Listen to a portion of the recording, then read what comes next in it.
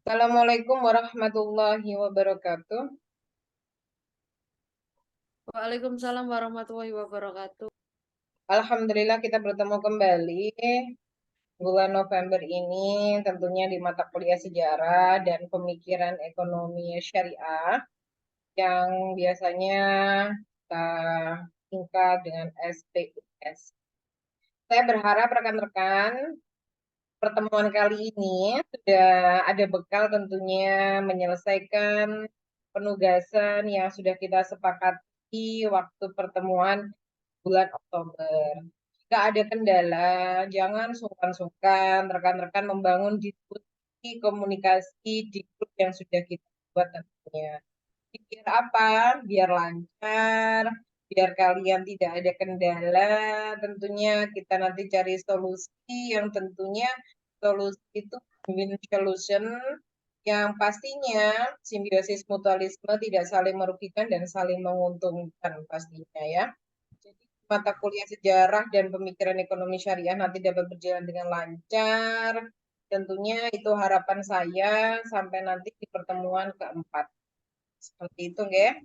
Nah, yang mau saya tanyakan di pertemuan kali ini, bagaimana untuk penugasannya? Apakah ada kendala? Apakah ada yang mau didiskusikan seperti itu? Jangan sungkan-sungkan. Silahkan. Mungkin dari Untuk penugasannya apa dikirim langsung ke grup atau bagaimana, Ibu? Oke, untuk tugasnya silahkan diupload tadi Bu Mei sudah share untuk Google Drive-nya untuk mata kuliah sejarah dan pemikiran ekonomi syariah kelas ini. Ada Google Drive-nya barusan saya share, itu boleh langsung diupload jika sudah selesai nanti akan kita diskusikan seperti itu. Jadi rencananya sebenarnya selain PowerPoint yang kalian buat, tentunya ada video presentasi minimal durasinya 15 menit dari rekan-rekan semua yang isi dari video tersebut adalah pembukaan, terus masuk penjelasan dari PowerPoint yang sudah kalian buat, dan yang terakhir adalah penutup. Mana di penutupnya juga ada closing statement terkait materi yang sudah kalian buat dalam bentuk PowerPoint. Itu nanti bisa saya unggah upload di YouTube saya sehingga nanti kita bisa lebih optimal dan maksimal untuk diskusinya karena kan paralel ya. Pertemuan itu ada 4 topik seharusnya yang akan kita selesaikan seperti itu. Jadi harapan saya biar nanti lancar ke depannya ini terus gitu. Terus kita bangun diskusi di kolom komentar di YouTube channel tersebut. Kita juga nanti kita bangun diskusi di WA group juga. Jadi saya berharap sistemnya itu fleksibel saja. Fleksibel itu seperti apa? Jangan kaku, harus hari itu, harus menyelesaikannya dalam waktu durasi 1 jam. Siapa tahu rekan-rekan itu pas waktu pulang kerja, meluangkan waktunya untuk membangun diskusi. Jadi terus nanti per topik itu ada pembahasan, ada pendalaman materinya. Sehingga rekan-rekan itu memahami. Saya tidak mempersulit rekan harus kuliah Senin sampai Minggu, jadi full 7 hari, tidak seperti itu. Tetapi mencoba rekan-rekan yang waktunya presentasi mengingatkan kembali kepada teman-temannya, apakah ada yang mau didiskusikan? Apakah kemarin setelah topik itu saya paparkan, saya share, rekan-rekan ada yang mau ditanyakan seperti itu? Nah, bangun ruang diskusinya. Jadi kita tidak terbatas waktu, kita every time, every day, everywhere, di mana saja, itu sangat bisa untuk membangun diskusi. Seperti itu ya. Gimana, dari rekan-rekan mungkin ada yang mau disampaikan, ini kita masih sesi sharing, bisa jadi hari ini selesai, nanti malam punya terlang selesai PowerPoint-nya. Sudah diunggah, terus videonya juga selesai, tinggal konfirmasi. Bu, ini sudah selesai punya saya, Alhamdulillah, ini sudah saya upload. Nanti akan saya bantu untuk saya upload saya, nanti saya share, kita bangun diskusi. Nah, diskusi ini itu ya pas waktu kalian luang saja.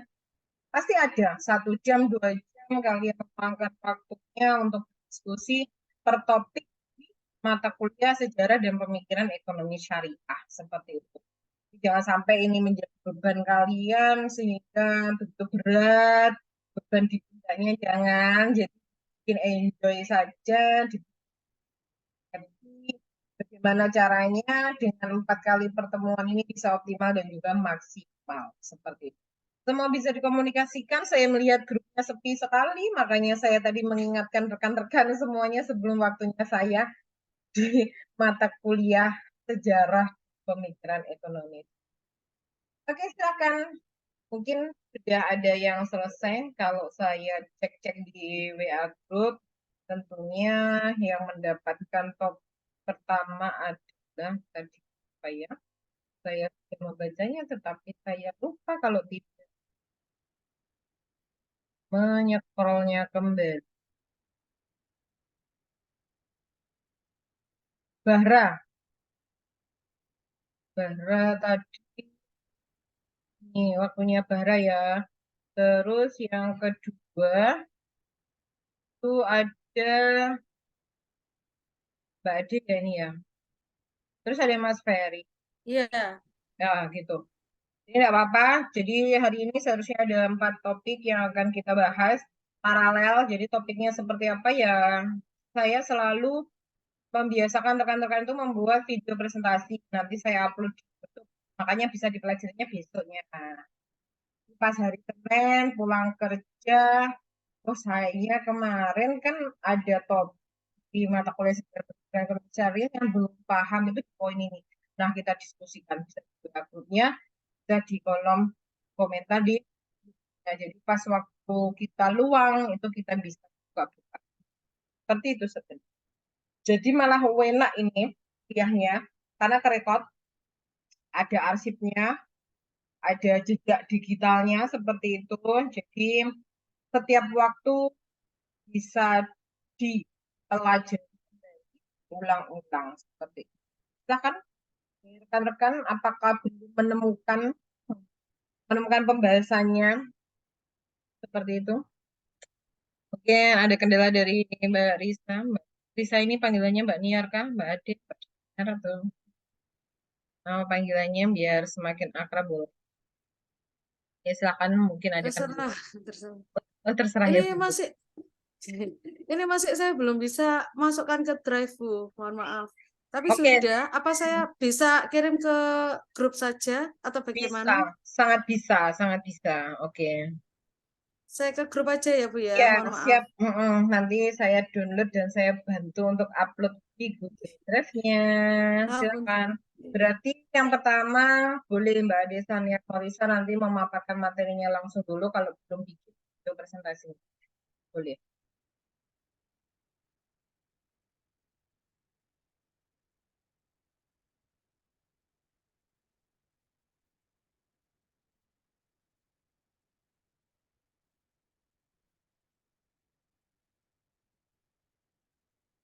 Oke, sip.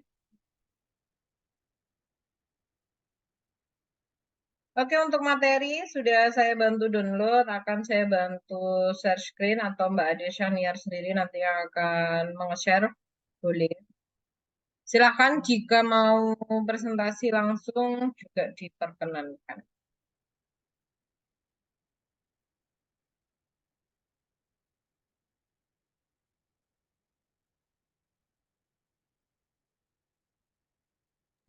Mungkin nanti bisa dibantu sama Bu Mei untuk Oke, share siap. screen-nya. Ya, silakan saya bantu share screen terlebih dahulu. Bisa langsung dimulai.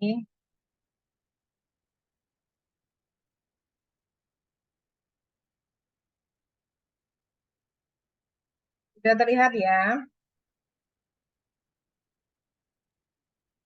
Oke, Baik, Bu, silakan. bisa dimulai. Boleh, bisa. Bismillah.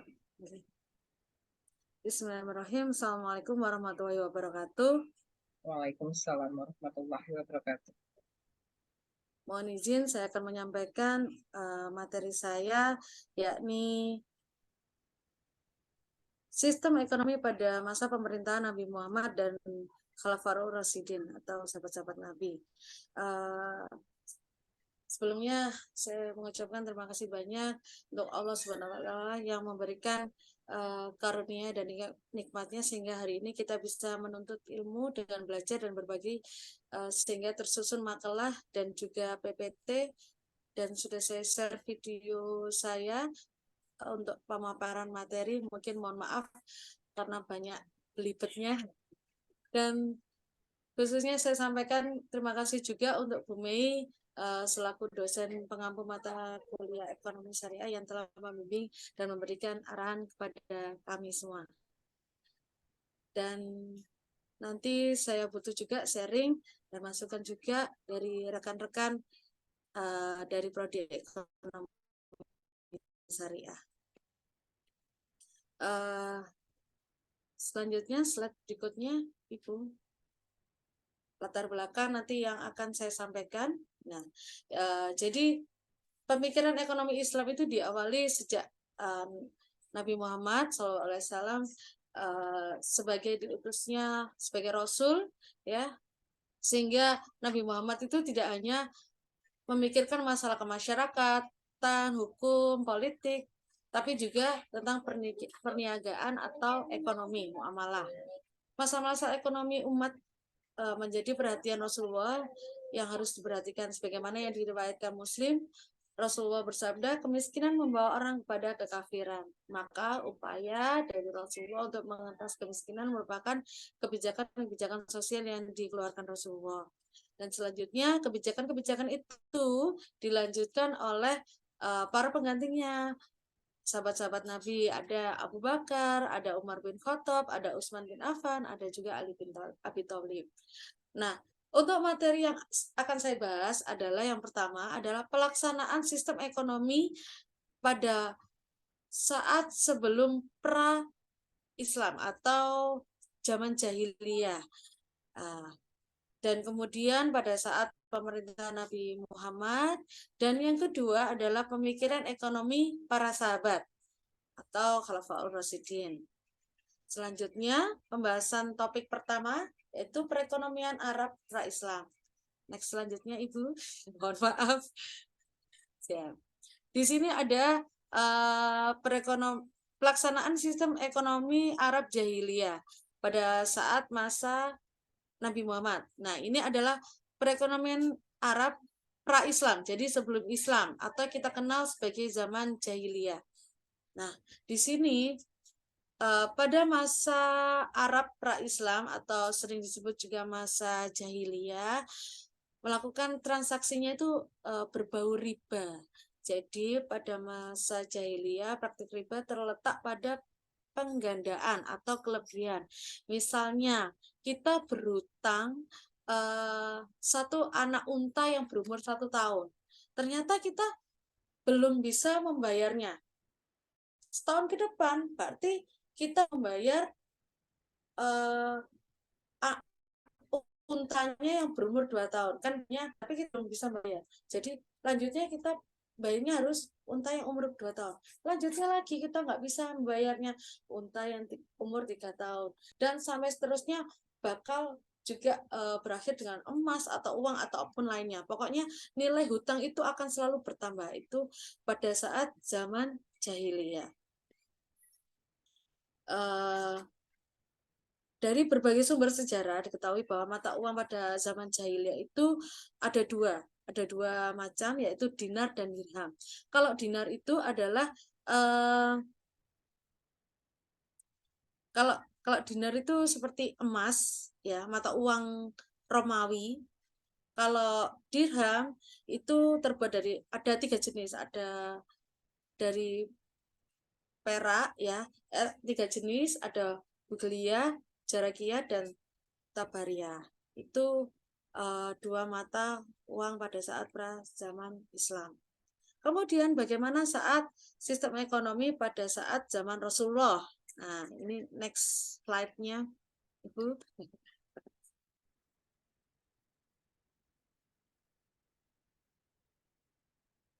Nah, bagaimana sistem ekonomi pada saat zaman Rasulullah? Nah, di sini pada masa pemerintahan Nabi Muhammad, konsep anggaran berimbang atau surplus ya. Jadi menjadikan praktek berlaku di masa Islam. Berlaku dalam keuangan ialah anggaran nasional yang berimbang bila pengeluaran dan penerimaan pemerintah sama seimbang. Dari mana sumber penerimaan pada masa Rasulullah? Ada 3 golongan. Mungkin nanti bisa dilihat di makalah saya, itu ada tabel. Di situ penerimaannya ada kaum muslim, non-muslim, dan dari sumber lain. Nah, di situ dijelaskan, nanti dibuka di makalah saya mungkin ya, kalau sempat. Jadi dari sumber-sumber pendapatan negara pada masa Rasulullah, itu ada dari kaum muslimin, ada zakat, ada wakaf, ada nawaib, ada kumus. Kalau dari non-muslim ada ziyah, faraj, dan kalau umum itu dari mungkin ya pinjaman dari kaum muslimin atau non-muslim, hadiah dari pemerintah negara lain itu. Terus kemudian belanja apa saja yang dikeluarkan Rasulullah pada saat itu? Ada pokok, ada sekunder. Yang pokoknya adalah biaya pertahanan negara, penyaluran zakat, dan untuk kaum yang berhak menerima pembayaran gaji dan lain-lainnya. Sedangkan untuk sekunder, nah ini sekunder adalah untuk bantuan orang yang belanja di Makkah, belajar maksudnya, mohon maaf. Jadi untuk belajar di Madinah, hiburan, kemudian hadiah untuk pemerintah yang lainnya. Siap. Dilanjutkan, Ibu. Sebelum ini, jadi dalam Rasulullah itu ada kebijakan-kebijakan, ada kebijakan pajak, kebijakan fiskal khusus juga ada, nanti ada di makalah saya juga. Nah, ini ada masa pemerintahan Abu Bakar. Jadi sahabat para nabi ini ada beberapa ya, ada Abu Bakar tadi, ada Utsman. Sekarang kita bahas Abu Bakar dulu. Ciri-ciri perekonomiannya adalah, nah ini menerapkan praktek akad perdagangan yang sesuai dengan prinsip syariah. Yang kedua, menegakkan hukum, memerangi mereka yang tidak mau membayar zakat, kemudian tidak menjadikan ahli ibadah sebagai pejabat negara, mengolah barang tambang, tidak merubah kebijakan Rasulullah ya pada masalah jizyah, terus kemudian penerapan prinsip persamaan dalam distribusi kekayaan dan lain-lainnya. Untuk pemerintahan Umar bin Khattab, nah ini juga berbeda, tapi masih tetap menganut di khalifah sebelumnya, sama juga dengan Nabi Muhammad, banyak melakukan ekspansi wilayah Islam. Jadi untuk berbagai wilayah, kemudian administrasi pemerintah diatur 8 wilayah, ada Makkah, Madinah, Syria, Jazirah, Basra, Kufah, Palestina, dan Mesir. Kemudian yang ketiga adalah pendirian Baitul Mal. Nah, di sini Umar bin Khattab mengembangkan lagi Baitul Malnya, itu mendirikan beberapa departemen. Departemen yang dianggap perlu yaitu Departemen Pelayanan Militer, Departemen Kehakiman, Departemen Pendidikan, Departemen Jaminan Sosial. Kemudian dilanjut dengan masa pemerintahan Utsman bin Affan. Nah, Utsman bin Affan ini dalam pengelolaan zakat, delegasinya keuangan menaksir harta yang dizakati kepada pemiliknya masing-masing. Di samping itu, Khalifah Utsman bin Affan berpendapat bahwa zakat dikenakan terhadap harta milik seseorang setelah dipotong seluruh hutang-hutang yang bersangkutan. Menaikkan dana pensiun sebesar 100 dirham, memberi ransum tambahan berupa pakaian, serta memperkenalkan tradisi mendistribusikan makanan di masjid untuk fakir, miskin, dan musafir. Selanjutnya masa pemerintahan Ali bin Abi Thalib. Nah, pada saat Ali bin Abi Thalib ini punya kebijakan moneter. Apa saja kebijakan moneternya? Yaitu meneruskan kebijakan masa-masa Rasulullah, yang pada umumnya mata uang digunakan adalah dinar dan dirham. Namun pada saat Ali bin Abi Thalib membuat gagasan baru, yaitu mencetak uangnya sendiri. Terobosan Ali bin Thalib ini dalam bidang materi sangat monumental karena mencetak mata uang dinar mempunyai ciri khas khusus, tapi tidak meniru dinar yang Romawi. Lanjut kesimpulannya. Kesimpulan yang dapat saya sampaikan adalah jika kita relevansikan antara pemikiran Nabi Muhammad dan para sahabatnya yang kita kenal dengan istilah Khulafaur Rasyidin, maka dapat kita rasakan bahwa sebagian pedoman yang dilakukan Rasulullah telah menjadi pedoman oleh sebagian masyarakat yang masih belum terpengaruh terhadap perekonomian global orang-orang Barat. Jadi di Indonesia perkembangan pembelajaran dan pelaksanaan ekonomi Islam juga mengalami kemajuan yang sangat cepat. Demikian pemaparan yang dapat saya sampaikan. Terima kasih atas waktunya rekan-rekan. Saya mohon saran dan masukannya untuk pemaparan materi saya. Terima kasih. Oke, terima kasih kepada Mbak Adia Senior Melisa tentunya sudah memaparkan dan juga kali ini ternyata kompleks sekali Rasulullah sampai gambar foto pada lid bahas satuan di kesimpulan saya yang menarik tadi ada tadi masukan di semuanya. Mungkin dari rekan-rekan semuanya yang sudah menyimak dari awal sampai akhir, silahkan kita lanjut ke sesi diskusi. Tentunya diskusi bukan untuk mengetes pemateri ya, bukan mengetes narasumber, tetapi kita lebih kepada pendalaman sejarah. Kalau kita berbicara sejarah, pastinya itu sudah jelas, sudah paten, karena kita tidak mengalaminya secara langsung, tetapi kita kilas balik ke masa lampau dari referensi literatur yang ada, kita susun kembali untuk menjadi suatu bahan kajian diskusi bersama. Siapa tahu ada relevansinya, ada kaitannya untuk ekonomi saat ini yang ada di ya, seperti itu ya.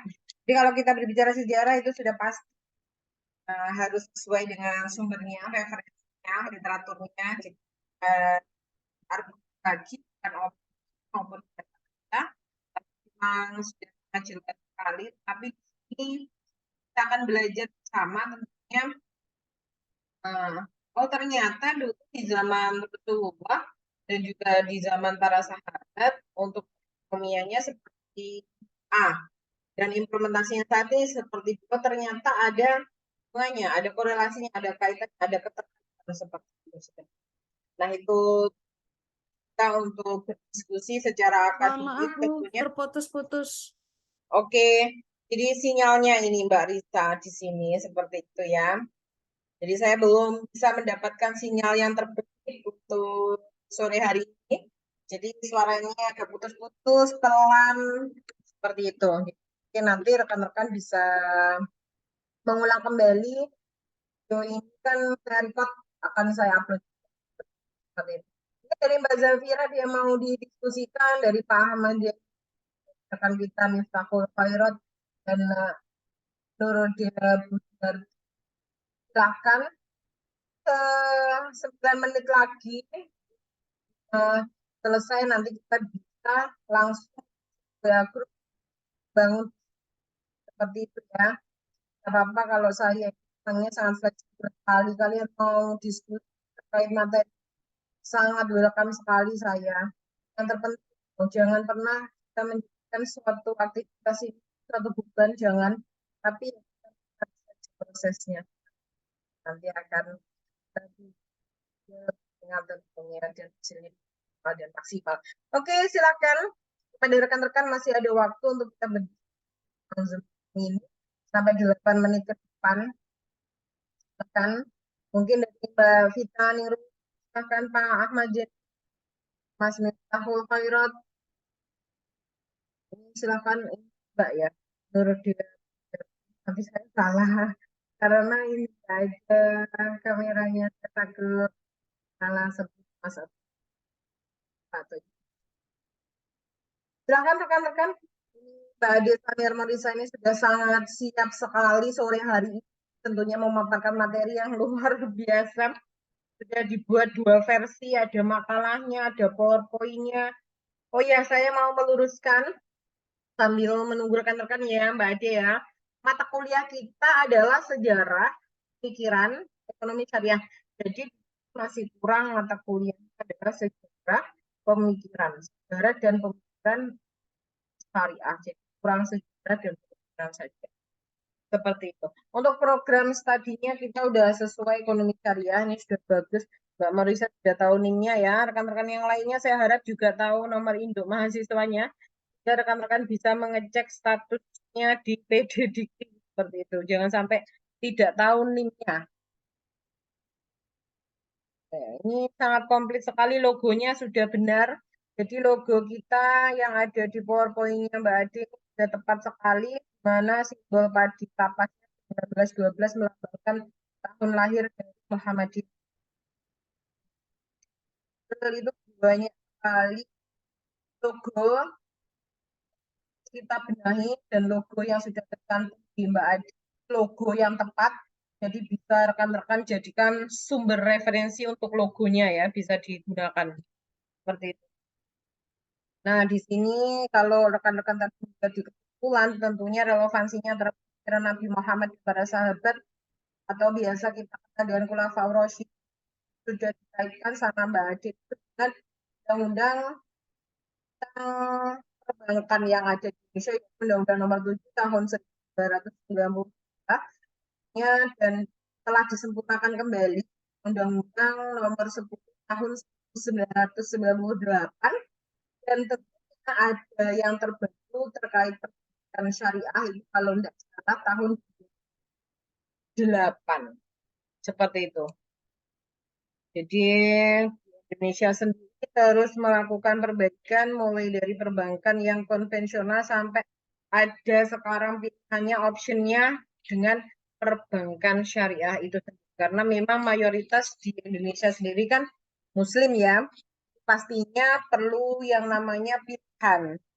Pilihan di dalam melakukan transaksi, apakah kita menggunakan bank konvensional, apakah kita menggunakan bank syariah,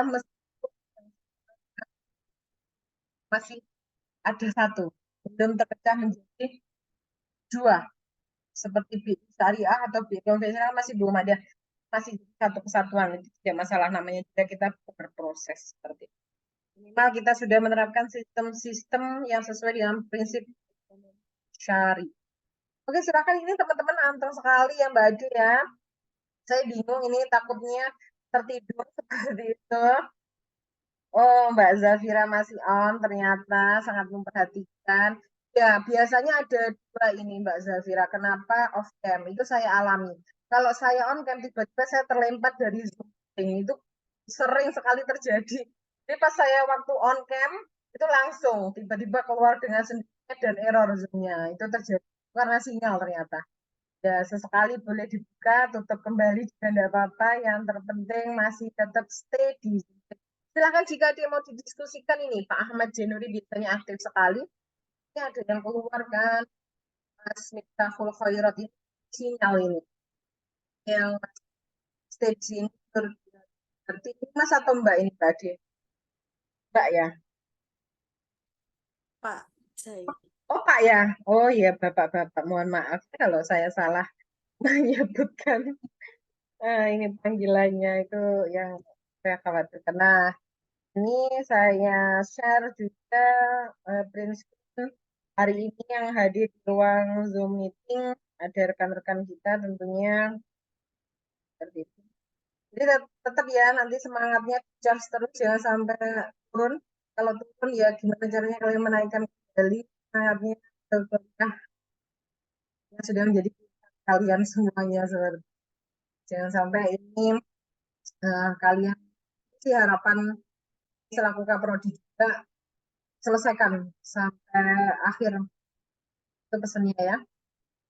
Tahan, silakan Jika ada yang mau didiskusikan, ini masih malu-malu, mungkin masih perdana ya untuk topik kali ini, masa pemerintahan Rasulullah dan juga Khulafaur Rasyidin. Banyak sekali sebenarnya, masih awal dasarnya di Khulafaur Rasyidin. Biasanya kalau kita berbicara sejarah dan pemikiran ekonomi syariah, biasanya banyak sekali terkait perang yang terjadi masa pemerintahan tersebut. Nah, harta rampasan itu biasanya juga pas di materi itu seperti apa, terus pembagian seperti apa, itu biasanya juga dibahas seperti itu. Sebelum kita masuk ke beberapa tokoh pemikir ekonomi Islam, ada Abu Yusuf, ada Al-Syaibani, dan masih banyak yang lainnya, kalau Ghazali. Kalau di dunia pendidikan, Al-Ghazali juga terkenal, ternyata di bidang ekonomi, Al-Ghazali juga mengeluarkan pemikirannya. Jadi nanti kita akan belajar tentunya di mata kuliah ini. Silakan yang semangat kok saya ya, yang lainnya khawatir seperti itu. Ini 1 menit lagi, zoomnya akan berakhir. Oh, silakan Mbak Ade untuk menutup closing statement terkait pemaparan topik hari ini. Silakan.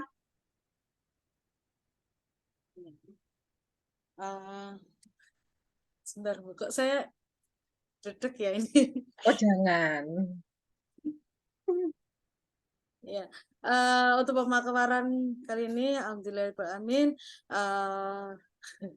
tentang materi saya yaitu pemikiran ekonomi pada Nabi Muhammad dan Khulafaur Rasyidin atau sahabat Nabi ya. Kita rasakan ini semua sebagai pedoman yang harus kita bawa sampai nanti, kalau bisa kita sebarkan, kita luaskan untuk kalangan kita, orang sekitar kita khususnya.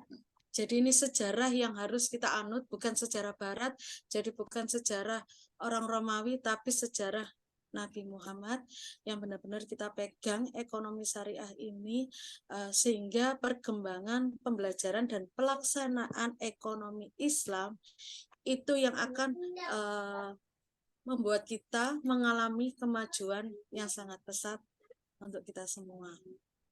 Mulai dari diri kita dan lingkungan sekitar kita. Cukup sekian, Bu Mei. Oke, terima kasih Mbak Ade. Kita kasih aplaus tentunya luar biasa Sama-sama, terima pemaparan kasih, materinya. Yang Bu lainnya Mei. harus termotivasi ya. Tetap semangat. Ini Pak Ahmad ternyata masih aman. Memperhatikan terus materi dari Mbak Ade. Thank you. Oke, terima Iya, kasih rekan-rekan. mungkin lagi sibuk. Betul, Mungkin lagi sibuk lagi kalau baca beliau makalah